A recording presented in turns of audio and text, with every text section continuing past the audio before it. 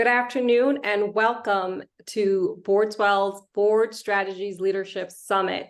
Today in this session, we will be unleashing our boardroom MVP and preparing to unleash our inner boardroom MVP with a professional athlete and CEO who has been in the sports industry for quite some time and are preparing for what's next in congruence with exactly what our purpose for this conference is. So I will allow both to introduce themselves and then we'll dive right in.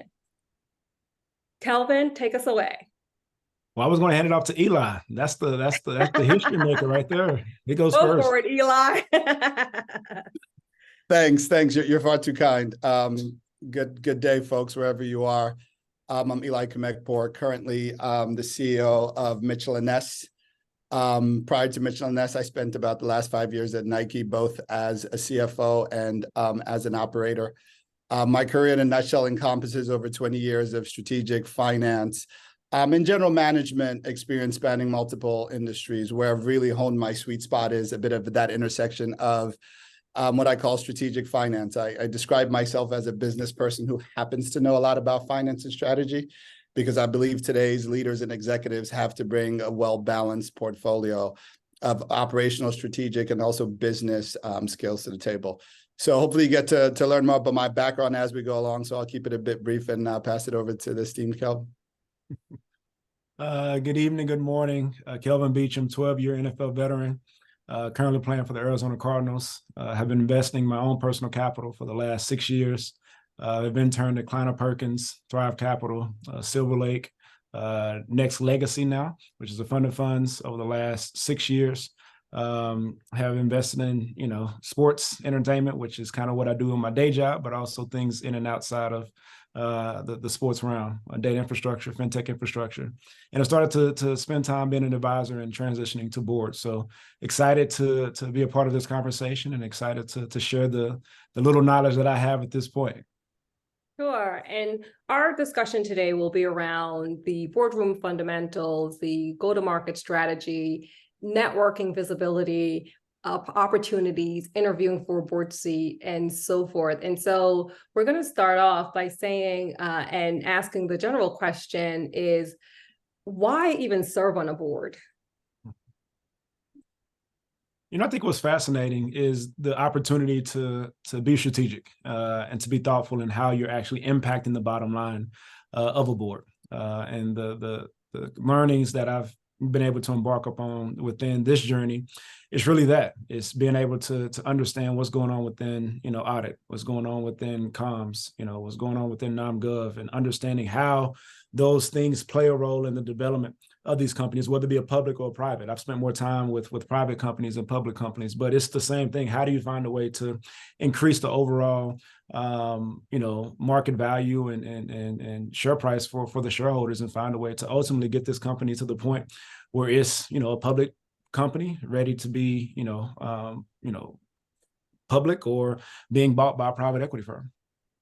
Right. And so for both of you, what steps did you take to build a board-ready network? Yeah, look, I think Kelvin hit on quite a few of it, right? As I was thinking of getting on the board, I think it's super important for everybody to, one, understand the why, right? He articulated a bit of the why. For me, it was a lot of the same things. And it was also a natural progression of my career and where I was as an executive to wanting to be on the board, having presented to many boards, but be on the board to really understand it from that perspective. So one, make sure you're ready. I have so many people come to me and I, in a nice way, I kind of almost want to tell them, hey, you're probably not at that stage in your career yet, because you have to think about what value am I bringing to the board, right? Boards play a governance role. Boards play an advisory role. We don't play a management role. So I'm really understanding, am I ready for a board? What value can I add to a board? And I really had to take a long, hard look at myself and saying, hey, what value am I going to add to a board? For me, luckily, I spent a significant portion of my career in finance. I'm a qualified financial expert. So really being clear on the value you're going to add to the board. And then for me, really focused on looking at my network, identifying individuals who were on a board and had a bit of a track record of being on boards, picking their brain. I actually prepared myself by joining and completing the BCBR, Black Corporate Board Readiness Certification, which really, and I'll be very candid, humbled me in a way, because being an exec, you feel like, oh, I've presented to boards, I know boards, but there was so much more I had to learn. To his point, not the different committees, how you present yourself to a board, your value proposition, what the roles of board members are. There are a myriad of topics and things that some I knew a little bit about, but being able to go deep and wide and realizing that as a board member is that breadth and depth and how I prepared myself.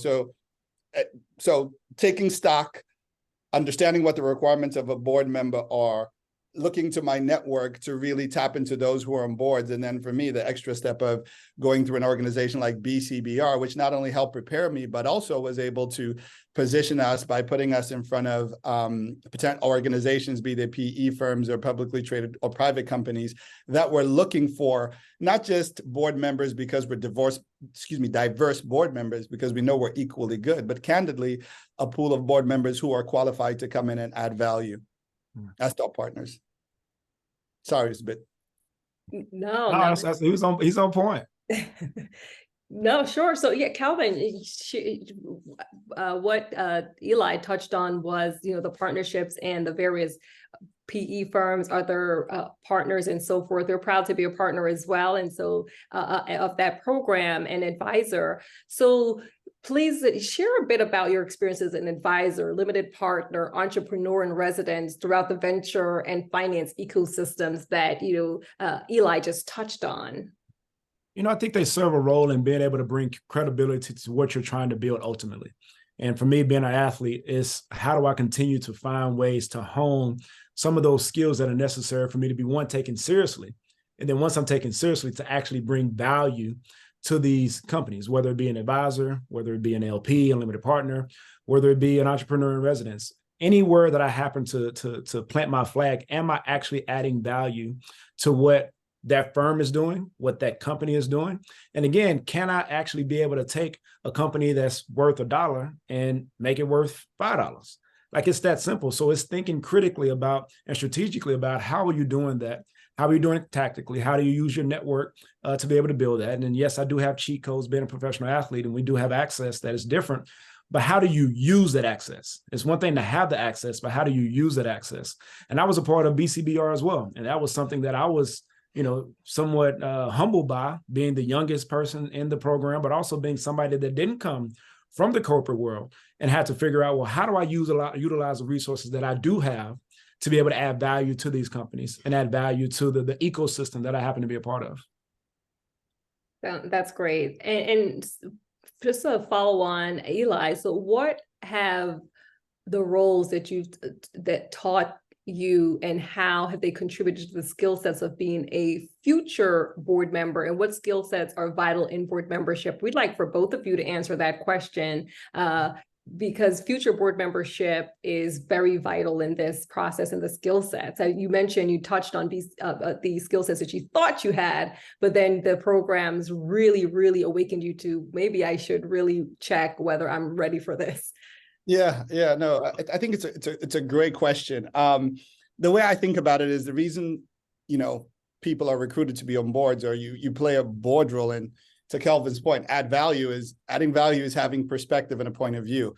And so for me, the way it's really contributed to my skills is, luckily in my day-to-day, I'm an operator. And so I get to see from a different perspective, because on one hand, you're a board member, but then, like Kelvin said, you go into the business you work in, or you own, or you run, you're actually an operator. So for me, it's taking lessons from my day-to-day and things I've seen, experienced in the perspective, and being able to bring a point of view to topics that come up that we deal with in board meetings that are going on, be it in the business, or helping advise those business leaders, because there's a management team in place, and the board's job is to help advise, coach, right? And to Kelvin's point, stimulate them to drive the business. So for me, the skills around a couple things. One, active listening, right? Going in and not assuming you're supposed to have all the answers. We're supposed to provide governance, be thought partners, help provide perspective, so that, hey, let me listen. For me, even being in the boardroom and being in those settings and saying, hey, there are a lot of OGs or people who've been on the board a long time or have gone through this. How do I learn from them? Because some people have had a couple reps at it. You talked about, being an athlete, Kelvin, and Chico's. I'm sure you learned, right, from some of the guys of, hey, this is how I'm actually very effective. So for me, being able to learn through active listening, to learning how to ask questions or phrase things, really elevating your effectiveness in the boardroom and knowing, hey, when I'm in the boardroom or where I'm here to have my biggest impact, how do I show up? How do I show up and get that credibility? How do I show up and not just be another talking head in the room, but when he speaks, oh, hey, guys, let's give Eli a moment to speak, because that. And so it's the active listening. It's Kelvin talked about being strategic, bringing a strategic point of view that's balanced and well-rounded, the skills of critical thinking. But also a lot of the things we learned in the program around, hey, as a board member, what is your responsibility as a board member, right? You play a governance role, but there are all these things and obligations you have as a board member to the shareholders, right? Of really protecting and making sure the right decisions are being made in the boardroom. And for the right decisions to be made, sometimes it's being that catalyst to make sure the right conversations are happening, being in the room and recognizing, hey, you know what? Everybody's skirting this issue. Let's ask the question. What's going on? Let's talk about it, right? You could be a catalyst to evolve the discussion and add value. And so for me, it's realizing, how do I bring my authentic self? Because at the end of the day, I'm a leader, I'm a professional, but I'm also a Black man with a set of experiences. And you should feel like we can show up. Part of why diversity matters in the boardroom is those perspectives. And so for me, the vital skills were being able to be an impactful member of the boardroom by demonstrating a strategic skill set, being able to process information, do some critical thinking, ask the right questions, and really help us get to the right set of potential solutions that the leadership team, the board could recommend and that the leadership team could take. And I would add, there are a couple of things that Eli said that I just want to, point out. He mentioned show up. Not only show up, but show up prepared. I think many times people just think, hey, I'm gonna just be on a board, or I'm gonna be an advisor, or I'm gonna be, somebody that's an extension of this board, and I'm just gonna show up. Yes, you showed up, great. But how do you show up extremely prepared, where you're actually, again, keep seeing the word adding value, but you're adding value to the conversation. You're being critical of the conversation and adding some critical thinking to the conversation. And I think from my perspective, it's really the team dynamics. How is the organism as a whole functioning? And coming from the sports world, we think about things and look at things from a much different lens than people that are, traditional finance, or, came up through sales, or came up through marketing, or came up through operations. We look at things a lot differently. So understanding how my sports lens plays a role in the development of this board, and also the development of this company, and how that, continues to push the ball forward for those shareholders. But I'll really, leave a point on, it's not only showing up, it's being prepared. I love that, being prepared, showing up, and value creation, value add, and so forth. And part of what we have at our summit here is this CEO mentor challenge. And you have experience as mentor, both of you, in your professional journey. So what mentorship role will you take when you begin your board tenure? And how do you manage the responsibility of paying it forward versus self-preservation?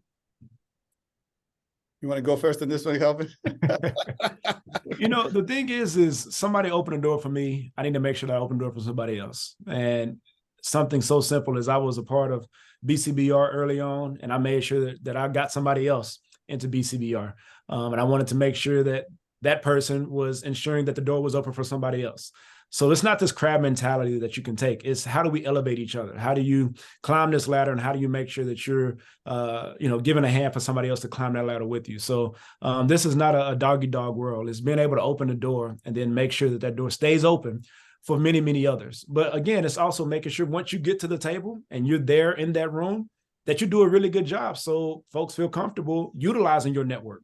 Because your network is your net worth, everything. I mean, that's very cliche, but it's the truth. Once you get in the door, once you get, in the club, what have you, because I would say this board ecosystem is a club. Once you get into the club, how do you do a really good job so others can come alongside you and do just as good as you're doing, to be honest with you. But it's how do you do good once you're in there, making sure that you're opening the door and keeping that door open for them when they come through. And also, lending a hand, because we all need each other.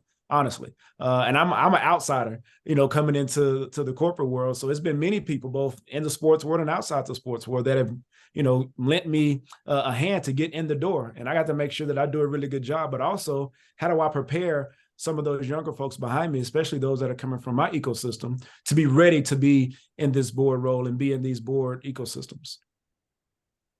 Agreed. I mean, I'll double down on what he said, because I think the reason it's so profound is, you know, the challenge that corporate boardrooms have today is not just diversity from checking the box perspective, but the true diversity of diverse perspectives. And I think we're all starting to chip away at that, because this might not be popular, but forever there was this cadre of, there were just a few Black board members and they were rotating the board seat because everybody was comfortable with them. And right. And now I think that's opening up, and they're realizing there is a pool of talented Black men and women, or people of color, Hispanics, et cetera, that could really add value by their experiences, their perspectives. And the reason why that's important when it comes to mentorship is, as Kelvin mentioned, somebody opened the door for us, but also as we get those roles, it being very clear to some of us that there is enough of the pie to go around. And it's not crabs, it's not this, it's this.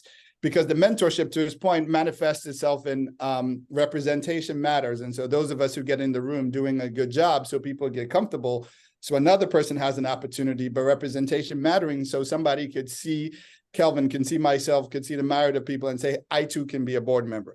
But the doing it well, like he says, is also making sure folks are comfortable that we don't become the token, which is the case in many spheres where they're like, let's give this one a chance. And okay, that didn't work out, we're backing away, right? But for me, the other piece I would add to that is, one of the things I'm focused on is what I call peer mentorship, and who are my cohort of board members who, now that I've made it on a board, that I could use as my network to help each other. There's going to be an issue I see where I could be like, hey, how would you navigate this? Or guess what? To his point, a couple of folks wanting to get on boards, I'm like, hey, I'll help you with your BCR board interview. I'll get you in the program. Or you're not quite ready yet. Here are a couple steps you probably need to take, because the more context and perspective we could give people, but also peer mentor each other and support each other along the way, I think the stronger we show up when we get in those boardrooms, because the token still applies. And Kelvin can tell you, we'll get on boards, but you'll still look around the boardroom and you will be the only one. And so it still is lonely. And I'm not going to say at the top, it still is lonely in this sphere, right? The air gets very rare, right? And it still is lonely because very rarely are you going to be on board, whether you're 2 or 3 of you.